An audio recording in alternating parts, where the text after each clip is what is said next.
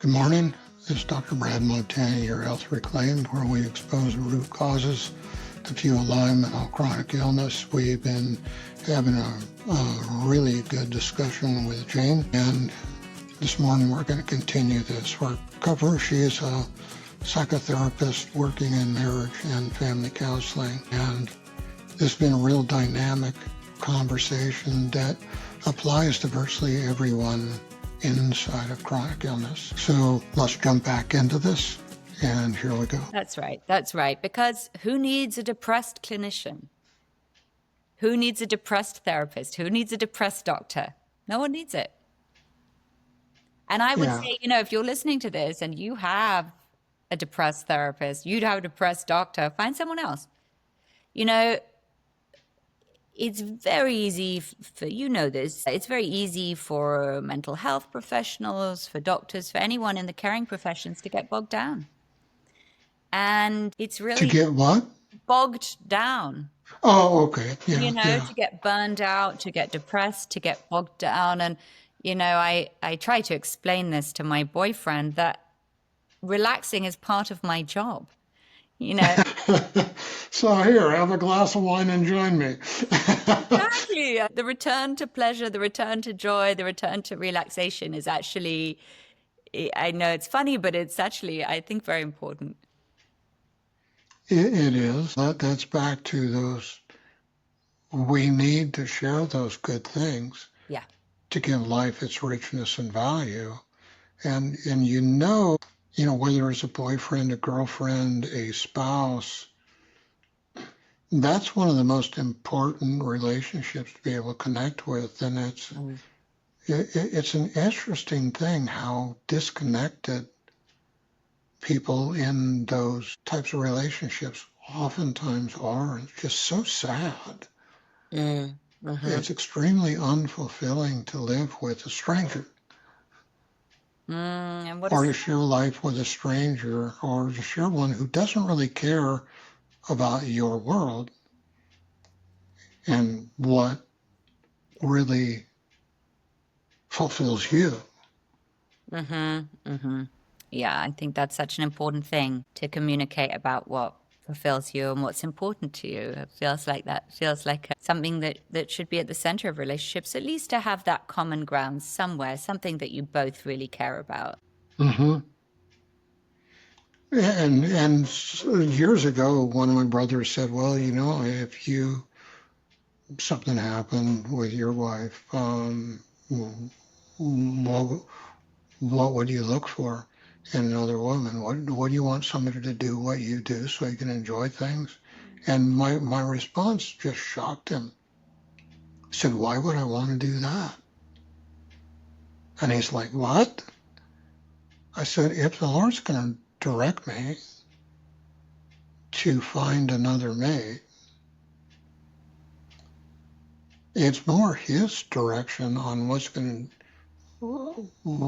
that is going to really look like. And what if she's radically different than me? And she doesn't do anything that I do. Think of all the adventures that I get to have meeting her in her world and her meeting me in mine. And that's just a lifetime of richness to me, in my view, because I don't view relationships to revolve around me. Well, you, honestly. Yeah. I mean, look, it's a privilege to be intimate with anyone, and we discover the world through other people, and we discover humility through other people. To love someone is very different than having all of our boxes checked. Oh, very much. Because there's always differences. You look at any family, any group of people, no matter how you want to associate them, there's always differences of belief, opinions, attitudes, and desires. Yeah. What do you find to be the most effective when people are having differences in their relationships? What do you find most effective? I come more from a ministry Mm. standpoint, and my own work with that. I remember one woman came into one of our meetings one night. She walked in a prostitute, and the next time She I did what? saw her, Sorry, she walked in she walked in as a as a prostitute. prostitute. Yeah. The next time I saw her, she was married, monogamous relationship, and raising children. And I don't remember what the time frame and the difference of those two was. And that's one of the biggest transformations that there is on the face of the earth. The prostitution is one of the biggest aspects of the most brokenness you can have, and you can't bring people through that with some generic program and issue. You have to dig back into the past with Yeah. values and beliefs and self-worth and all of these things. You got to rebuild those. From my own experience growing up on the other side of hell, I got like 30 years of prison history under my belt, and um, every time the inmates would act up about their upbringing, I got tired of it. I'd talk just for seconds about mine. And it never failed to shut a whole prison out, as they realized my background was worse than theirs, and I don't live Really? there. Yeah, I don't live there, and that's a choice. And then, the Lord pulled me out of that and completely changed my life. And I've seen Him do that with so many different people, that our value is really wrapped up in the value that He put in us when He made us. And then when we change our perspective from that, has to be wrapped around likes and beliefs and actions and interactions and things along that. And you just interact with people on a face-to-face value, that you have value because you have a creator who loves you and made you. That's right. And I'm going to choose to look at you from His lens, Yeah. His eyes, not my own. It removes all of the pretense of dysfunction. Yeah. Yeah, I love that. I totally agree. And it's so interesting.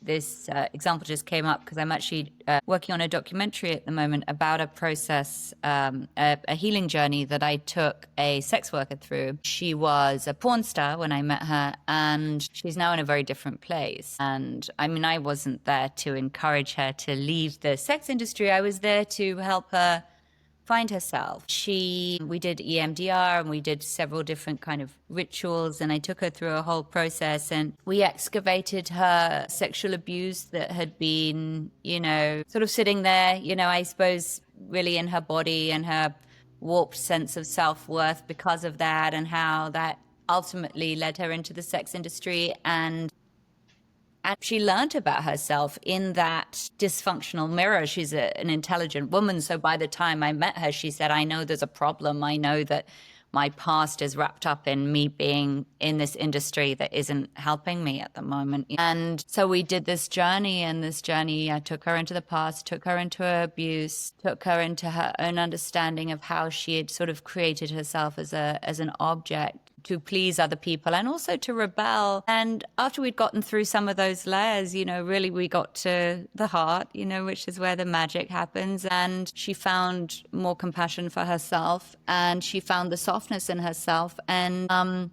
since that journey, which was last year, she left the sex industry. She now works in wellness. She broke up with she was with her sugar daddy. She was in a dysfunctional relationship, about to being married to her sugar daddy.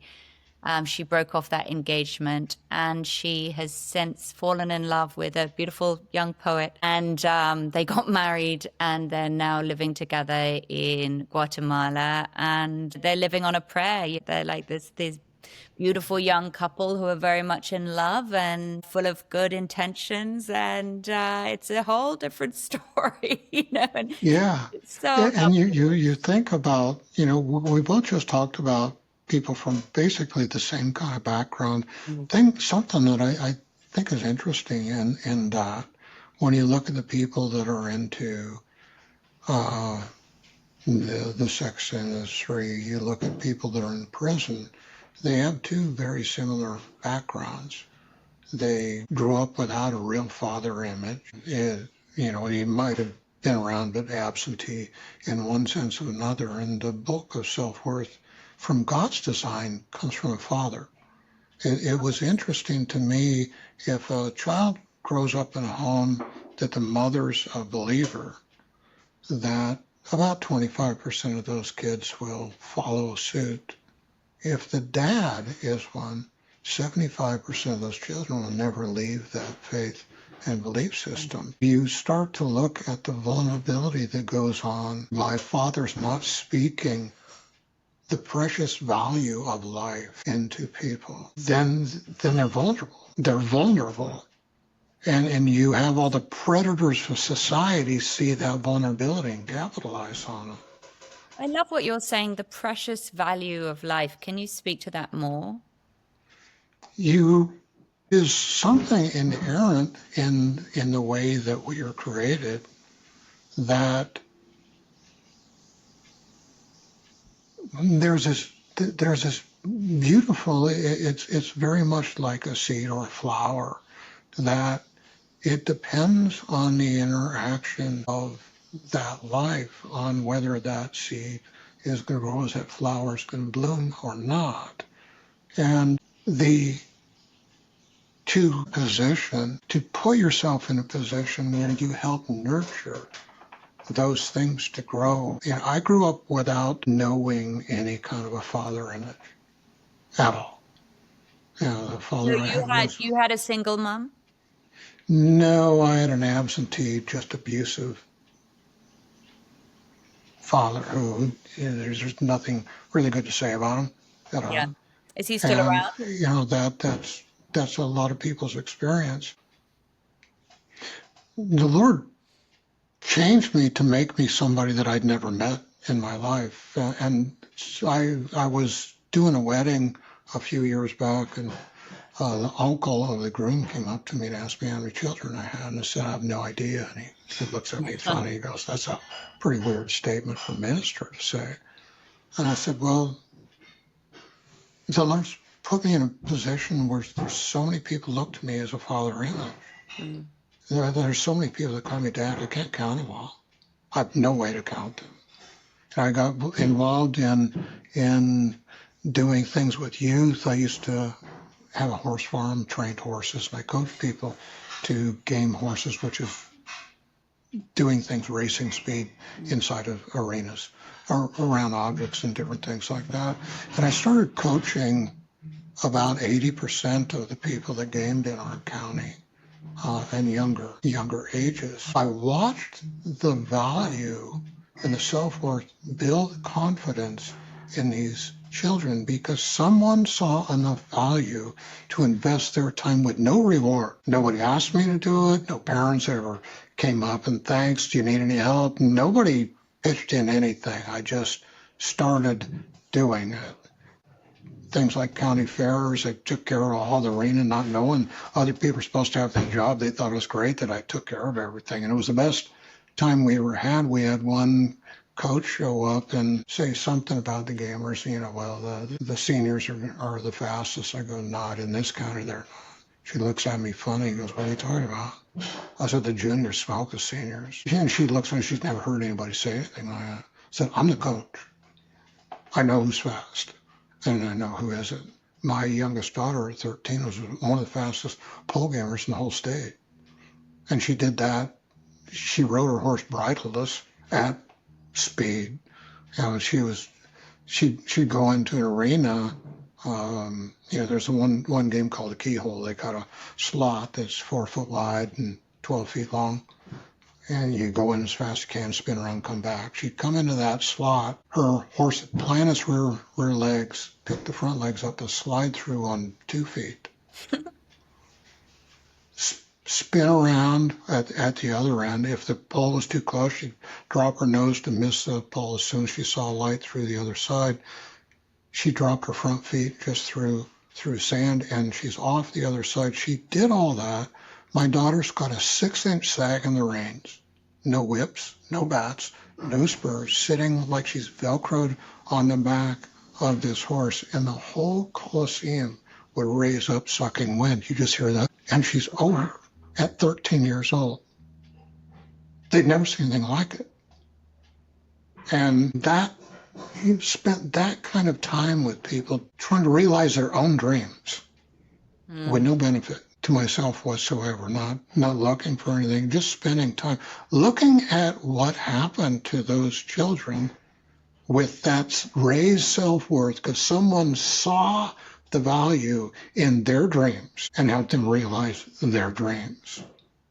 That kind of impact. I mean, it's terrific, and I think that there is such value in it for you or for anyone who is involved in that process. That service has such value because it's so creative, you know, it's so juicy, that process. It's especially if you didn't receive it yourself, that you can, and I think this is a really important point for everyone really, is that you can make something you didn't receive yourself. You didn't receive fathering, and yet look how you've managed to create fathering. And, you know, it's interesting because my father died very recently, and he was an absent father. And I just received a message from an old friend who said, I heard that your father passed. And he said, why is it that you are such a good parent? Is it because you didn't get it from him? Or is it because, you know, like, is it because you learned from not getting it from him? Like, did you really think about it because you didn't get it? Did you really think about it and therefore you were more conscious and therefore you were a better parent? Or was it just who you were as a soul? You know, why is it that some of us can and some of us can't, or some of us want to and some of us don't? I don't know. I think, you know, it's just a really beautiful thing that we can have parents who were incapable, but it doesn't define us. And that we can create beautiful experiences for people who might have fallen into the same traps, but we can help them not. Yeah. You know, and that was one of the biggest things that all of these people in prison, if I started doing prison ministry over in Eastern Europe and Russia as Berlin Wall was coming down, and then it just got hooked into doing it. People would look at somebody like me, and they'd see something they'd never seen before. And if background ever came up, they realized mine was worse than theirs. And what it does is it makes them realize if that person can do it, so can I. Yeah. And that's one of the most beautiful issues of life. I know myself, I realized at a very young age that I did not want to reproduce anything I grew up with. I didn't want to live in that kind of a culture. I didn't want to live with that kind of attitudes. You know, when I was young, I was like 10, 11 years old, it's like, I am not going to live this way. Just not. I refuse. And when the Lord directed me to get married, you know, I was looking around for examples of what to follow, and I couldn't find any. My mom was the last of 13, and each one of those had big families. You know, it was a huge family. Not one example to follow there, not in the neighborhood I grew up in, not in my friends' families. There was no examples whatsoever. And Lord gets a hold of me and says, don't worry about that. I'll teach you myself. And he taught me to do things that I never heard of. I don't know anybody else that invested in what he had me invest in. And you know things by their fruit.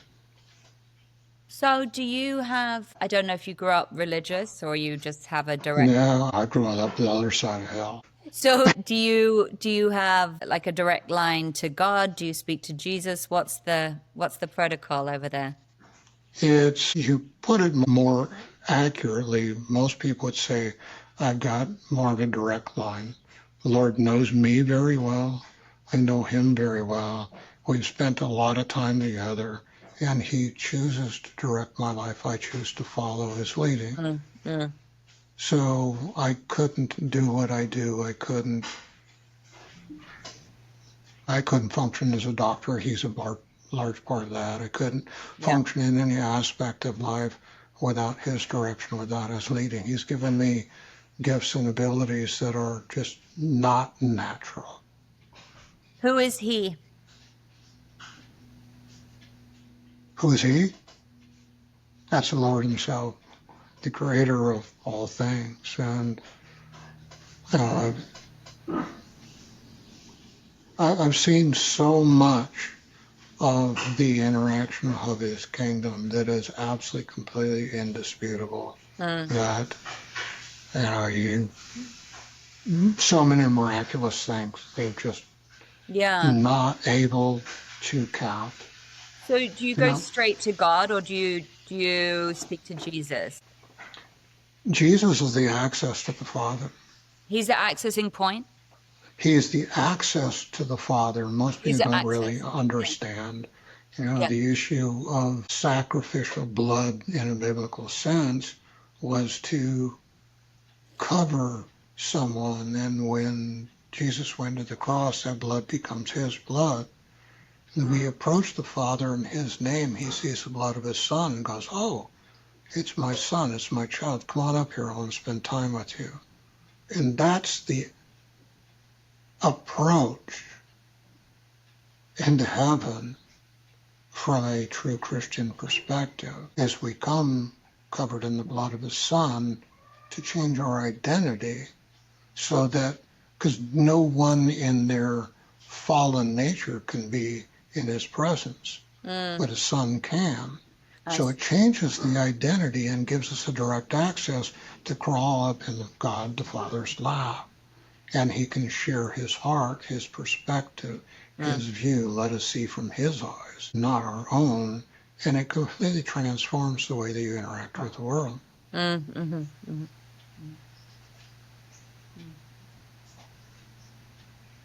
Different explanation, but it's a lot more functional. And I get it. And it's a whole bunch more real. And with that, share the story. It just came up to me. One guy I was fathering, he was probably middle-aged, drug addict, gangbanger, in and out of prison, stealing things and all the time. He calls me up one day, and he was just pouring his heart out. His girlfriend is in the hospital. She's in a coma. She'd OD'd on drugs. The family's talking about pulling the plug in 20 minutes. He's living in the home that she owns. They're going to kick him out and charge him with murder. Oof. And he has no idea why he's calling. So he pours his heart about that, and he gets done with the story, and I go, well, Jerry, you want to pray about this? He's going to say goodbye. I said, well, why do you think you called me? And he goes, I don't know. I just felt like I was supposed to. So, well, you think we should pray about this? Oh, if you ought to, sure, go ahead. Prayed about it. Guess what happened in 20 minutes? She came back. She came out of the coma. Yeah.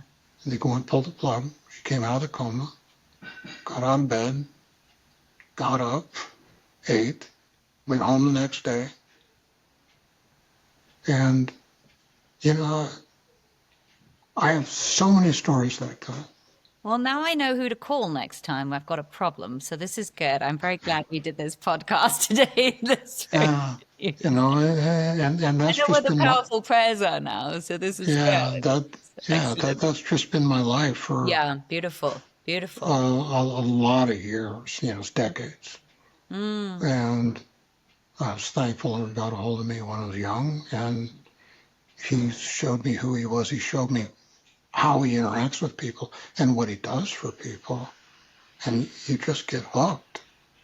It's like when you really fall in love with somebody, you get to the point where you don't question. You just accept it and you lean into it. And the longer you lean into it, the richer and deeper it becomes. Beautiful. Yeah, you're really talking about faith. That's really a lovely description. So, that's been my experience, and not what a lot of people understand and know. I've traveled around with ministers of all different aspects, some of the higher echelons of church government should be apostles and prophets. I've traveled around with those, done a lot of ministry with those, accepted in those same circles, and different people that know me say I'm different than anybody else they've ever seen, because I'm always the one who brings a fresh message from heaven, where everybody else has something can they recycle. That's not how he makes me. But going to prison one time, and the Lord healed somebody in prison. And it was 3 weeks after Southern Pentecostal went and pushed somebody over, and all the alarms went off and everything goes on, and the situation comes up where somebody wants a touch from the Lord and have them get up. And so you got everybody just storming the monitors, and they're ready to just rush the building for everything. And they watch them half the room away, calling all these inmates to surround this person, lay hands on them, and pray. And, you know, and I don't think I ever got within 40 feet of them. And everybody's watching with that hyper alarm issue, like, what's going to go on here? Do we need to go intervene? And they all watched the Lord heal him. And he walked in with only being able to use his arm like this, and he's doing this and telling everybody, hey, look at this. You know, it's just, I've got, but so this guard that would escort me into the building where we did that, and a few weeks later, she asked me, what I'm going to speak on today. I said, I have no idea. She looks at me, I go, yeah, that's kind of a vulnerable thing to do in a prison, isn't it? She goes, yeah, what do you mean? I said, I never know what we're going to speak on. Lord won't allow me to prepare any messages. The message comes out of a dialogue with the inmates on whatever's on their heart. And he meets them there. That's what real preaching is about, is meeting people with a message from heaven on what their need is at the moment. It's not a planned script from, that's right. That's you know, right. I found it in years of studying dialogue. Yeah, we're back to meeting people, aren't we? We're back to meeting people, and the importance of meeting people where they are, where they actually are, not where we think they should be or where they think they should be, but where we are. Yeah. Yeah. Yeah. It's a pleasure talking with you. I'm glad that we did this today. Yeah, this has been really good. It's been really rich. Yeah, it has been. And this is so pertinent to the reality of who we both deal with all these chronic problems. These are aspects that people just don't address enough, and they need to be. Yeah, I totally agree with you. And I think, we meet in this space of mental health meets physical health meets spiritual health, and the spiritual is undeniable. And so, like you say, so rich. Well, thank you very much for joining me today. It's been a great talk. It's been really great. I'm going to close this. Hang on for just a minute.